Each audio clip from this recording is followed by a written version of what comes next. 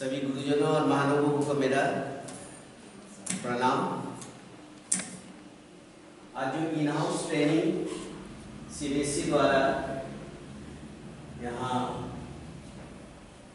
Launch किया जा रहा है, इसमें हम लोग बच्चे के बारे में बहुत सारा चीज़ कैसा पॉजिटिव हो सकता है, इसके बारे में हम लोग बहुत सारा जानकारी दे रहे हैं, या हमारे जो भी रिसोर्स पर्सन हैं उनके बारे में, बच्चे के बारे में बता रहे हैं।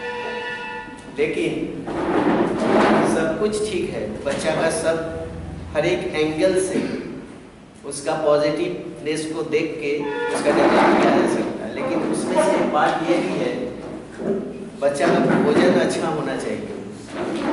अगर भोजन सही ढंग से नहीं हो पाएगा, फिजिकली अगर वो फिट नहीं हो पाएगा, तो बहुत सारा काम को आगे बढ़ाया नहीं जा सकता है। इसलिए मैंने आज टॉपिक चुना न्यूट्रिशन एंड बैलेंस डाइट। अब है क्या न्यूट्रिशन? है क्या nutrition? The assimilation by living organisms of food materials that enable them to grow, maintain themselves and reproduce. Nutrition, the assimilation. Assimilation का अर्थ यह होता है कि मिलाप। By living organism of food materials. अब food materials में क्वेश्चन यह आता है कि food materials में क्या क्या यहाँ assimilate किया जा सकता है, या food materials में assimilate से यही मीनिंग निकलता है कि न्यूट्रिएंट, ये न्यूट्रिएंट का assimilate किया जाता है। अब ये न्यूट्रिएंट होता है क्या? न्यूट्रिएंट में हम लोग देखते हैं carbohydrate, vitamins, proteins, minerals, fat, ये सब न्यूट्रिएंट में आता है। तो nutrition the assimilation by living organisms of food materials that enable them to grow. अब ये सभी न्यूट्रिएंट का जब एसिमिलेट किया जाएगा फूड में, तभी उस बच्चे में ग्रो होगा, मेंटेन होगा, यानी बहुत सारी चीज का वहाँ मेंटेनेंस के देमसेल्व्स मेंटेनेंस कर पाएंगे, और साथ साथ वहाँ रिप्रोड्यूस भी होगा। नेक्स्ट, अब आते हैं हम लोग बैलेंस डाइट, जिसको हम लोग कहते हैं संतुलित आहार। इस बैलेंस डाइट में हम लोग देखते हैं कि ये diet is all that we consume in a day. हम लोग बहुत कॉमनली बोल सकते हैं कि the diet which contains all the diet which contains all the nutrient in proper proportion. अब बैलेंस डाइट होता है क्या कि बैलेंस डाइट एक सिंपल चीज है जो हम लोग रोज खाते हैं, भात दाल सब्जी, that is the balance diet. अब ये भात दाल सब्जी जो हम लोग डेली लेते हैं, A diet is all that we consume in a day. प्रत्येक दिन जो हम लोग लेते हैं, and a balanced diet is a diet that contains adequate quantity of the nutrient that we require in a day. A balanced diet includes 6 main nutrients. That is, वो जो आप assimilate के बारे में बात किए थे nutrient की, ये हो गया fats, proteins, carbohydrate, fiber, vitamins and minerals. अब हम लोग देखते हैं कि ये balanced diet में, जैसे हम लोग देखते हैं कि बहुत सारा ऐसा चीज है जो लैक ऑफ नॉलेज, पैसा सबके पास होता है और सब कोई खाता है, लेकिन कुछ कुछ ऐसा होता है लैक ऑफ नॉलेज के कारण हम लोग सही ढंग से भोजन को बैलेंस नहीं कर पाते। जैसे बहुत सारा है कि चोखा और भात बहुत पसंद करता है, वो सब्जी लेना ही नहीं चाहता है, उसमें भी पेट भर जाता है, लेकिन कहीं ना कहीं न्यूट्रिएंट का कमी हो जाती है। जैसे भात हो गया या रोटी हो गया, इट कंटेन्स ओनली कार्बोहाइड्रेट, और साथ साथ जो आलू लेते हैं, आलू में भी कार्बोहाइड्रेट है। पेट तो जरूर भर जाता है, लेकिन सारा न्यूट्रिएंट के यहाँ कमी हो जाता है। अब हम लोग ये भी जानते हैं कि प्रोलॉन्ग न्यूट्रिएंट का अगर कमी हो जाता है तो प्रोलॉन्ग कमी के कारण हम लोग को शरीर में डिजीज हो जाता है। पिछला क्लास में प्रियंका मैम का आप लोग फोटो देखे होंगे, बड़ा सुंदर हमको फोटो लगा कि उस बच्चा का सारा इंटरनली हड्डी दिखाई दे रहा था।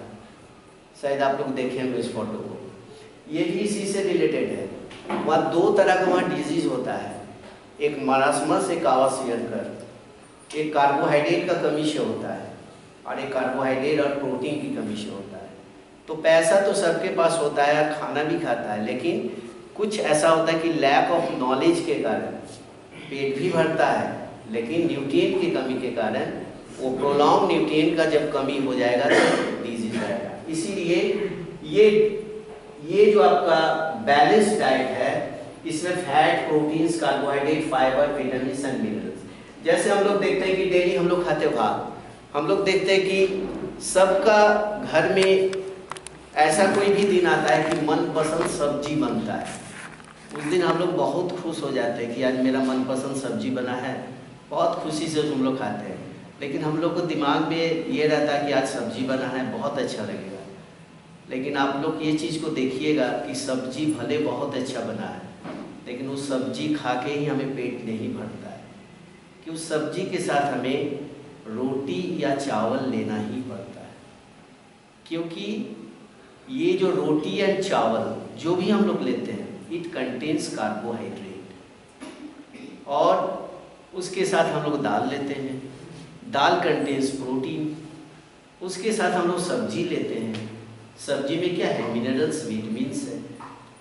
तो डेली का जो डाइट होता है, भात दाल सब्जी, यही तो बैलेंस डाइट है।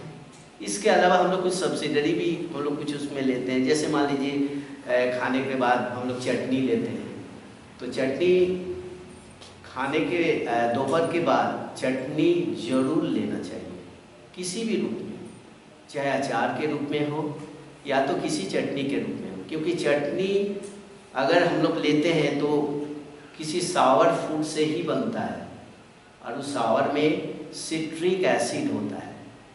जो सिट्रिक एसिड, जैसे सिंपल एक एग्जांपल लेते हैं हम लोग, जब दोपहर को हम लोग खाते हैं तो दोपहर में देखते हैं कि सलाद लेते हैं, जो कि सलाद में सारा मूली हो, गाजर हो, खीरा हो, चाहे आपका प्याज हो, लेकिन सभी सलाद में देखिएगा एक टुकड़ा नींबू जरूर रहता है। लेकिन इस नींबू का इतनी सारा गुण है जो हम लोग नेग्लिजेंसी के कारण उसको हम लोग यूज़ नहीं करते।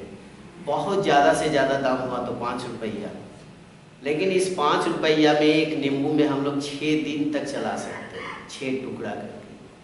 क्योंकि उस नींबू का जो रस होता है उसमें सिट्रिक एसिड है, और यदि लगातार कोई नींबू खाते रहे 12 महीना तो उसका स्किन डिजीज कभी भी नहीं होगा। सेकेंड थिंग, उसका एक नेचुरल ग्लैमर आएगा। जो हम लोग कॉस्मेटिक का यूज़ करते हैं, वो कॉस्मेटिक का यूज़ उसको ज़िंदगी भर करना नहीं पड़ेगा, और स्किन डिजीज कभी नहीं होगा उसका। लेकिन एक छोटी सी चीज़ नींबू है जिसको हम लोग बहुत नेग्लिजेंसी के हिसाब से हम लोग उसको यूज़ नहीं करते। तो चटनी जरूर लेना चाहिए। यानी बैलेंस डाइट में हम लोग क्या देखते हैं कि प्रत्येक दिन जो हम लोग खाना खा रहे हैं, भात दाल सब्जी, यही हो गया हमारे लिए बैलेंस डाइट। जिसमें दाल लेते हैं तो दाल में प्रोटीन की मात्रा होता है, कार्बोहाइड्रेट रोटी या आपका चावल में होता है, फाइबर्स हम लोग को सब्जी में मिलेगा, विटामिन्स मिलेगा और मिनरल्स मिलेगा। इसीलिए ये diet is all that we consume in a day, and a balanced diet is a diet that contains an adequate quantity of the nutrient. Adequate quantity of nutrient मतलब जो भी हम लोग न्यूट्रिएंट को लेंगे वो प्रॉपर प्रोपोर्शन में होना चाहिए। कोई सुनने को लिए मिलता है कि देखो ये रोज रोटी और मुर्गा खाता है, तो सुनने में लगता है बहुत पैसा वाला है इसलिए रोटी और मुर्गा खाता है। लेकिन रोटी एंड मुर्गा, रोटी कंटेन्स ओनली कार्बोहाइड्रेट एंड मुर्गा कंटेन्स ओनली प्रोटीन, बाकी का न्यूट्रिएंट गायब हो जाता है। इसलिए वो भी बैलेंस डाइट नहीं है। इसलिए प्रत्येक दिन हम लोग जो भी एकदम जनरल जो खाना खाते हैं यही हमारे लिए बैलेंस डाइट है। इसलिए that contains a adequate quantity of the nutrient that we require in a day. A balanced diet includes 6 main nutrients, that is fat, proteins, carbohydrate, fiber, vitamins and minerals. अब food को हम लोग group में लाते हैं, energy giving foods, body building foods and protective foods. Energy giving foods means वो food जो हमें energy देता है, अब ऐसे भी हम लोग मार्केट में लाने जाएंगे एनर्जी गिविंग फूड, जिसमें एनर्जी गिविंग फूड्स में कौन कौन है? Cereals, grain, fats and oils, sugar and products made from these foods. Second है body building foods. Body building foods मतलब ये नहीं आपको बताता है कि ये फूड लेने से WWF जैसा बना देगा, ऐसा नहीं। बॉडी बिल्डिंग फूड्स का अर्थ ये होता है कि हमारे शरीर में प्रत्येक दिन ईच एंड एवरी डे बहुत सारा सेल डैमेज हो जा रहा है। इस डैमेज सेल को फिर से हम लोग को रिपेयर करना पड़ेगा, क्योंकि ये रिपेयर एकमात्र होता है प्रोटीन से। इसलिए बॉडी बिल्डिंग फूड जो होता है ये प्रोटीन के रूप में हम लोग लेते हैं। जैसे इसके पहले में हम लोग थोड़ा सा अलग वे में जा रहे हैं। कोरोना काल जब चल रहा था उस समय बार बार हम लोग टीवी पर देखते हैं कि शरीर में इम्यूनिटी पावर को बढ़ाओ, इम्यूनिटी पावर को बढ़ाओ। आखिर इम्यूनिटी पावर होता है क्या? इस इम्यूनिटी पावर से देखते हैं कि हम लोग के बाहर से जितने भी सारे माइक्रोब्स हमारे बॉडी में अटैक करते हैं, तो हमारे बॉडी में यदि immunity power, immunity that is defence against microbes, तो हमारे बॉडी में इम्यूनिटी जो रहता है वो माइक्रोब से लड़ता है। लेकिन शरीर के अंदर इम्यूनिटी बनाता है, ये शब्द आता है इम्यूनिटी इम्यूनिटी इम्यूनिटी, लेकिन इम्यूनिटी होता है क्या? हमारे शरीर के अंदर 3 तरह का ब्लड में 3 तरह का सेल पाया जाता है, RBC, WBC और प्लेटलेट। तो ये WBC जो होता है व्हाइट ब्लड सेल्स, यही हमारे माइक्रोब के साथ लड़ता है। आखिर ये WBC जो लड़ता है, WBC में ऐसा कौन सा चीज होता है जो अपने माइक्रोब के साथ वो लड़ रहा है? WBC में एंटीबॉडी होता है। फिर एक बात आ जाती है कि WBC में एंटीबॉडी होता है, तो एंटीबॉडी है क्या? Antibody is nothing, antibody protein होता है। यानी इम्यूनिटी पावर बढ़ाने के लिए प्रोटीन होना चाहिए, प्रोटीन की मात्रा होना चाहिए। ये प्रोटीन जो है ये हमारे बॉडी का सेल जितना डैमेज हो जा रहा है उसी सेल को प्रत्येक दिन ये रिपेयर करता है, इसलिए उसको बोला गया बॉडी बिल्डिंग फूड। अब इस बॉडी बिल्डिंग फूड में pulses, nuts, oil seeds, milk and milk products, meat, fish, agri products and made from this, ये जो बॉडी बिल्डिंग फूड से हमने जो प्रोटीन्स का नाम दिया, ये प्रोटीन्स भी अब यहाँ 2 तरह का प्रोटीन्स है, एक प्लांट प्रोटीन और एक एनिमल प्रोटीन। ये एकदम नेचुरल है, जो प्रोटीन हमें प्लांट से मिलता है वो प्लांट प्रोटीन है। तो हम लोग देखते हैं सिंपली हम लोग पल्सेस जैसे दाल, इसमें प्रोटीन्स है। लेकिन वेजिटेरियन में सबसे ज़्यादा प्रोटीन होता है सोयाबीन में, जो हम लोग न्यूट्रिला के रूप में घर में लाते हैं। और एनिमल्स प्रोटीन में आपका आ गया मीट, फिश, एग। लेकिन इसमें भी हम लोग एक चीज़ ध्यान रखेंगे, प्रोटीन तो बहुत ज़्यादा है, लेकिन मीट में भी 2 तरह का मीट आ जाता है। एक आ जाता है रेड मीट, एक आ जाता है लीन मीट। रेड मीट का अर्थ होता है मटन और लीन मीट होता है चिकन। तो लीन मीट में लेस लिपिड रहता है, इसलिए डॉक्टर भी अभी एडवाइस देते हैं कि आपने लीन मीट को लो। और रेड मीट में फैट की मात्रा सबसे ज़्यादा होता है, जिसके कारण आज सबसे बड़ा जो प्रॉब्लम आया हुआ है कोलेस्ट्रॉल का। इसलिए रेड मीट नहीं लेना अच्छा है, उसके बगल में लीन मीट लेना अच्छा है। तो ये जो प्रोटीन की मात्रा है, ये प्रोटीन 2 तरह से मिला, एक प्लांट प्रोटीन्स, एक एनिमल्स प्रोटीन। तो जो प्रोटीन हमें एनिमल से प्राप्त हो रहा है वो एनिमल्स प्रोटीन है, जैसे अंडा हो गया, एग हो गया, फिश हो गया, मीट हो गया। लेकिन अगर और थोड़ा सा अंदर जाए तो एग में 2 पार्ट होता है, एक वाइट पार्ट और अंदर में एक रेड पार्ट या येलो पार्ट होता है। तो ये जो वाइट पार्ट होता है इसमें एल्बुमिन होता है जो प्रोटीन की पार्ट है, और जो रेड पार्ट होता है इसमें फैट की पार्ट है। इसीलिए जिसका कोलेस्ट्रॉल है वो रेड वाला पार्ट ना खाए, केवल ऊपर वाला ही पार्ट खाए। इसमें से फिर एक बात आ जाती है, ब्लड प्रेशर की बात आ जाती है। तो यहाँ ब्लड प्रेशर में देखते हैं एक हाई ब्लड प्रेशर है, एक लो ब्लड प्रेशर है। तो हाई ब्लड प्रेशर में या कोलेस्ट्रॉल से एक होता है कि अगर ब्लड प्रेशर बढ़ जाता है तो उसके साथ साथ कोलेस्ट्रॉल के भी चांस ज़्यादा रहता है बढ़ने का। कोलेस्ट्रॉल की मात्रा बढ़ जाएगा तो फिर हार्ट का समस्या आ जाती है। उस केस में अंडा को दबा दिया जाता है कि अंडा मत खाओ। लेकिन लो ब्लड प्रेशर में सबसे अच्छा दवाई होता है हाफ बॉयल एग। अब हम लोग बॉयल एग और हाफ बॉयल एग, हमको लगता है कि सब कुछ जानते हैं इसके बारे में, लेकिन तो और भी थोड़ा बता देते हैं।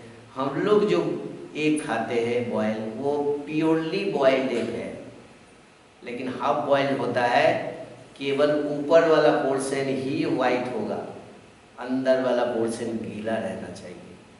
और वो लो ब्लड प्रेशर के लिए सबसे अच्छा दवाई होता है। अगर वो रेगुलर कोई देशी वाला ले तो लो ब्लड प्रेशर का बहुत अच्छा मेडिसिन वो होता है। नेक्स्ट आते हैं प्रोटेक्टिव फूड। ये प्रोटेक्टिव फूड का ये होता है कि they protect us from various type of disease. तो प्रोटेक्टिव फूड में हम लोग देख रहे हैं कि fruits and vegetables which supply vitamins and minerals। एक चीज हम लोग को ध्यान देना होगा कि प्रोटेक्टिव फूड में इंडिया एक ऐसा कंट्री है जिसमें डाइवर्सिटी है।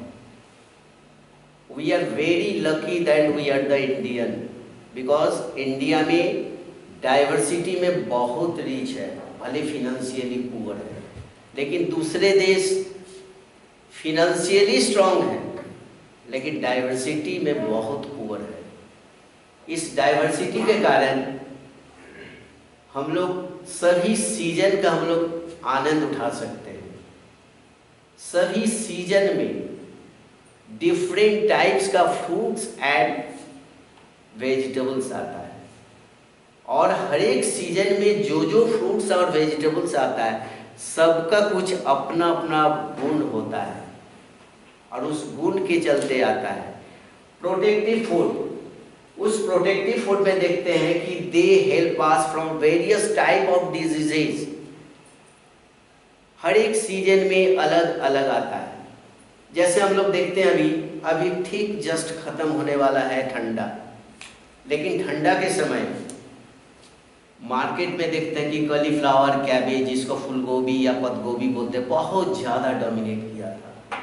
ऐसे फूलगोभी, पत्तगोभी जो है आपको हर एक सीजन में मिलेगा, लेकिन ठंडा का दिन में ही क्यों ज़्यादा डोमिनेट किया? क्योंकि पत्तगोभी और फूलगोभी गर्म होता है। इसके चलते हमारे ठंडा में इसको गर्म रखने के लिए ये सब्जी लाया गया। और देखते हैं कि जस्ट ठंडा ख़त्म हो रहा है, इस समय आप देखिएगा धीरे धीरे बाजार में एक सब्जी बहुत ज़्यादा डोमिनेट करेगा, वो होता है सूटी। उस सूटी में हम लोग उसका फल भी लेते हैं, उसका फूल भी लेते हैं, उसका पत्ता भी लेते हैं, क्योंकि ये सूटी एक ऐसा सब्जी में आएगा जो प्योरली मेडिसिन का काम करता है। इस समय चिकन पॉक्स का प्रकोप बहुत ज़्यादा बढ़ता है, और इसका जिस वे में आप लेंगे, ये चिकन पॉक्स में एंटीबायोटिक का काम करेगा। और हम लोग बहुत कोई हो सकता नहीं जानते हैं कि ये जो सूटी है चिकन गुनिया का भी सबसे अच्छा दवाई होता है। तो सब में देखते हैं कि कुछ ना कुछ जरूर गुण मिलता है। सरस्वती पूजा खत्म हुआ, उस दिन हम लोग अबीर खेले। इस अबीर जो खेले, ये हम लोग ठीक है होली आने वाला है इसलिए हम लोग अबीर खेले, लेकिन इसके पीछे साइंटिफिक कॉज भी है। अगर हम लोग रंग ना खेल के अबीर खेलते हैं तो अबीर एंटी पॉक्स का सबसे अच्छा दवाई होता है। अगर अबीर खेला जाए तो शायद पॉक्स नहीं होगा। तो सबका पीछे कुछ ना कुछ साइंटिफिक कॉज होता है। तो प्रोटेक्टिव फूड में हम लोग देखते हैं कि लेकिन हाँ, जब भी वेजिटेबल्स और फ्रूट को लेते हैं हम लोग सीजनेबल लेना चाहिए, सीजनेबल फ्रूट्स एंड वेजिटेबल्स लेना ही चाहिए। और हम लोग देखते भी हैं हर एक सीजन में अलग अलग टाइप्स का वेजिटेबल्स आता है, अलग अलग टाइप का फ्रूट्स आता है। आप देखेंगे कि गर्मी के दिन में ऑरेंज बहुत ज़्यादा डोमिनेट करेगा। ऑरेंज में क्या, ये जो गर्मी में हम लोग देखते हैं कि पूरा पसीना हो जाता है, जिसके कारण स्किन भी खराब होने लगता है, लेकिन उसमें सिट्रिक एसिड होने के कारण उसकी स्किन के लिए बहुत अच्छा दवाई मेडिसिन का काम करेगा। इसलिए प्रोटेक्टिव फूड से ये बताया जा रहा है कि that type of food that help us to protect various type of disease. But एक बात का ख्याल रखना होगा कि जब भी हम लोग फ्रूट्स और वेजिटेबल्स को लें, सीजनेबल लें, सीजनेबल से ही हमें बहुत ज़्यादा फायदा होता है। और ये अभी जितने सारे भी आप वेजिटेबल्स देखते हैं वो 12 महीना मिलेगा, लेकिन उस समय केवल टेस्ट के लिए होता है, शरीर के न्यूट्रिएंट के लिए कुछ भी नहीं होता है। इसीलिए 3 टाइप का है एनर्जी गिविंग फूड, जो हमें एनर्जी देती है, जो कार्बोहाइड्रेट से रिलेटेड है, बॉडी बिल्डिंग फूड, जो हमें हमारे बॉडी के अंदर प्रत्येक दिन जो सेल है वो जो डैमेज हो जा रहा है, उस डैमेज सेल को फिर से रिपेयर करने के लिए प्रोटीन की ज़रूरत है। और प्रोटेक्टिव फूड, जो हमें बहुत सारा डिजीज से हमें प्रोटेक्ट करता है। लेकिन बार बार एक ही बात बोलेंगे, you should take seasonable fruits and vegetables every day, क्योंकि किसी भी न्यूट्रिएंट का अगर प्रोलॉन्ग्ड कमी हो जाए तो हम लोग का डिजीज हो जाएगा। जैसे कभी कभी हम लोग सुनते हैं कि वो आदमी डेथ कर गया, क्या हुआ था? कुछ नहीं हुआ था, ऐसे डेथ कर। कैसे कुछ नहीं हुआ?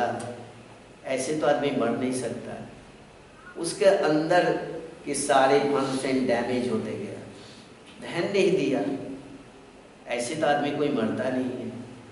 तो हम लोग क्या बोलते हैं? Lack of knowledge.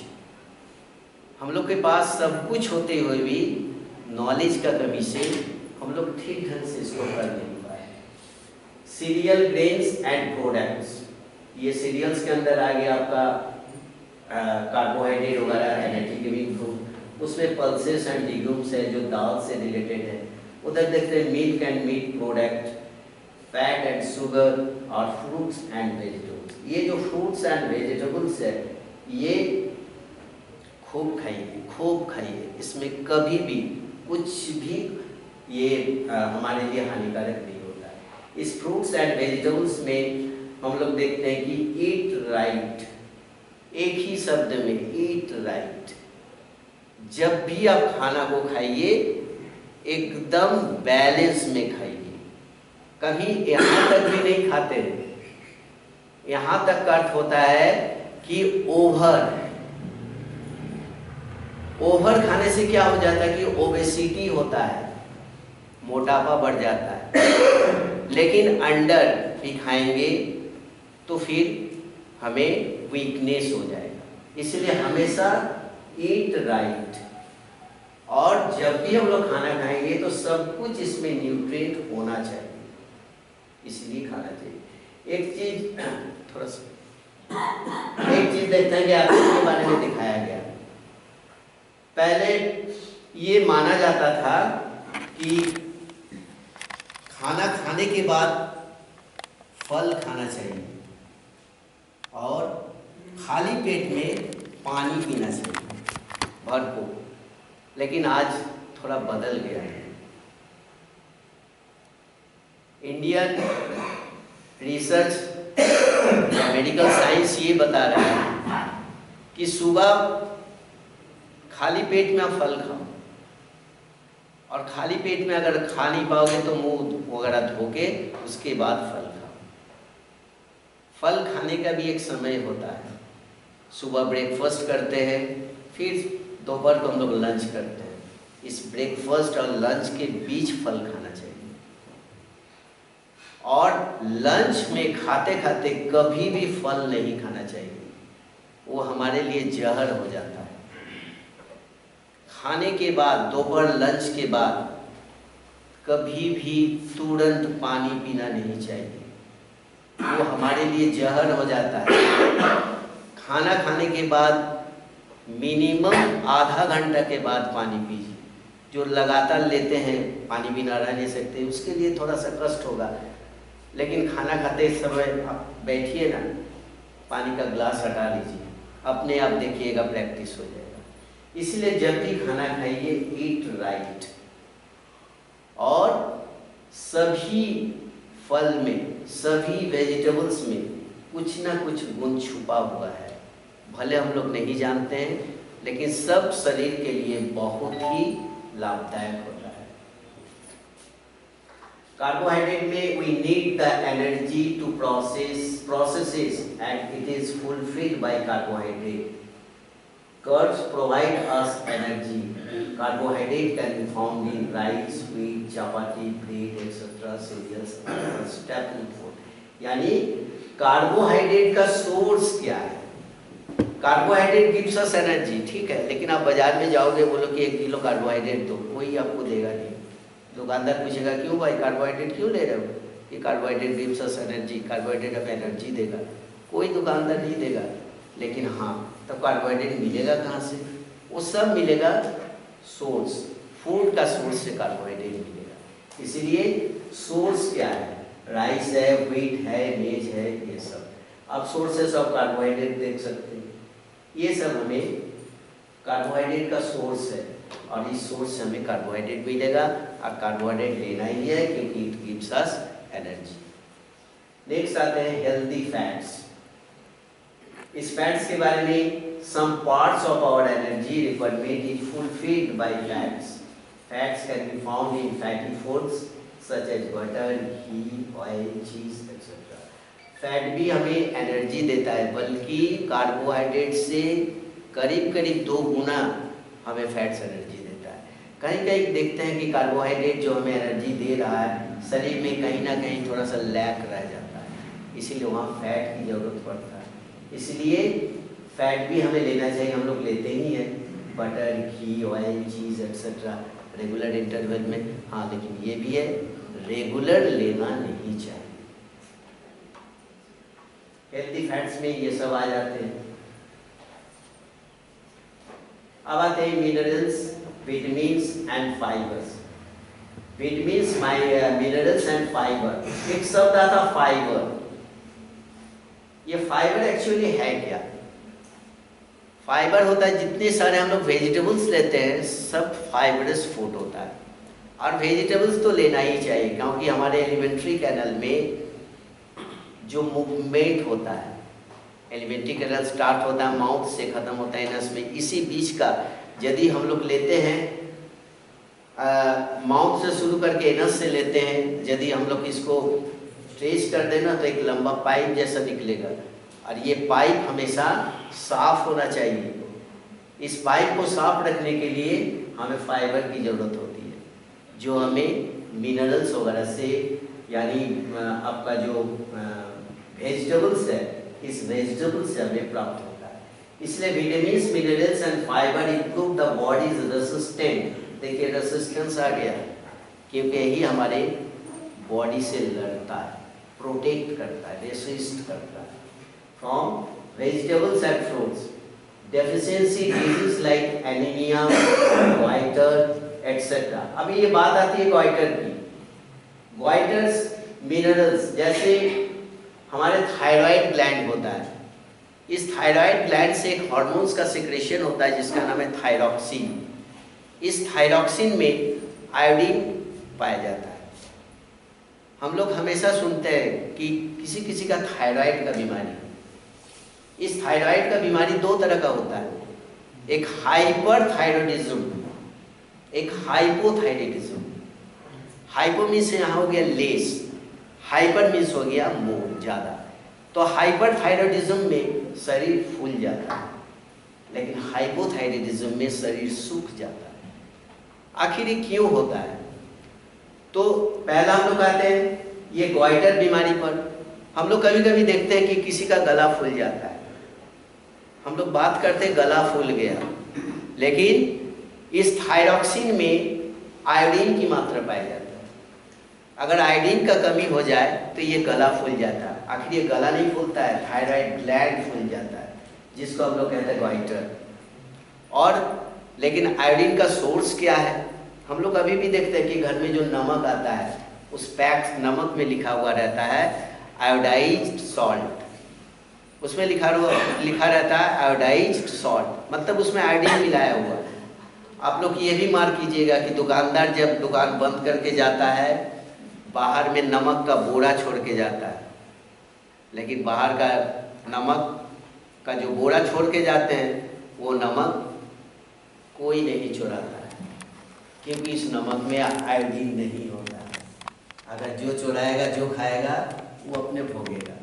इसलिए घर में जो नमक आता है उसमें लिखा रहता है आयोडाइज्ड सॉल्ट, यानी आयोडीन हमें नमक से मिल पाता है। और हम लोग बात कर रहे थे हाइपरथायरॉयडिज्म और हाइपोथायरॉयडिज्म का जो बात कर रहे थे, तो हम लोग देख रहे हैं क्या थायरॉक्सिन का मेन फंक्शन होता है कि कार्बोहाइड्रेट, विटामिन और मिनरल्स को मेटाबॉलिज्म करना। यदि मेटाबॉलिज्म में गड़बड़ी हो जाता है तो ये बीमारी आता है। तो ये विटामिन का सोर्स हो गया। हम लोग vitamin B1, B3, B9, B ये सब चीज देख रहे हैं, लेकिन एक्चुअली